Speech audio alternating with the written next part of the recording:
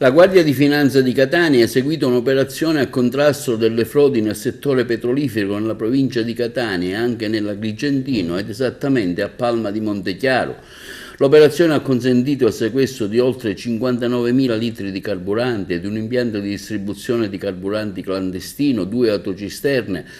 e la denuncia di 3 soggetti all'autorità giudiziaria sulla base della documentazione acquisita nel corso degli interventi in provincia di Catania presso un impianto di distribuzione stradale carburanti sito in Palma di Montechiaro, al fine di sequestrare il prodotto energetico illecitamente miscelato, scongiurandone la vendita al dettaglio. I sequestri sono stati convalidati dalla competente autorità giudiziaria. Nel dettaglio, i controlli svolti dal nucleo della Guardia di Finanza di Catania con il supporto dell'Agenzia delle Dogane hanno riguardato l'intera filiera del trasporto, deposito e commercializzazione dei prodotti petroliferi. Gli interventi hanno anche permesso di individuare nella città di Catania una vasta area destinata a depositi clandestini di carburanti, nel cui complesso sono state sequestrate 2 cisterni, 2 serbatoi metallici con gruppo erogatore e apparato contralitri, evidenziando che in taluni casi il carburante sottoposto a controllo e successivo sequestro è stato ottenuto miscelando oli di bassa qualità,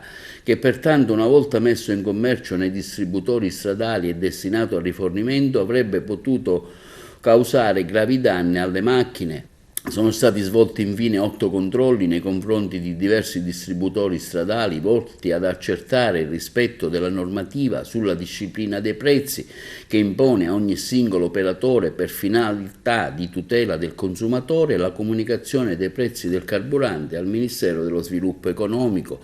constatando che in 6 casi non erano state effettuate le previste comunicazioni. L'attività della Guardia di Finanza si inserisce nel più ampio quadro delle azioni svolte della Guardia di Finanza a Catania, a Palma di Montechiaro, in provincia di Agrigento, a tutela della finanza pubblica, con lo svolgimento di operazioni sul territorio non solo volte al contrasto alle più insidiose forme di frode fiscali che ledono gli interessi finanziari dello Stato, ma anche per verificare il regolare funzionamento dei sistemi di erogazione, la qualità del prodotto venduto e il rispetto della normativa in tema di trasparenza dei prezzi al consumatore.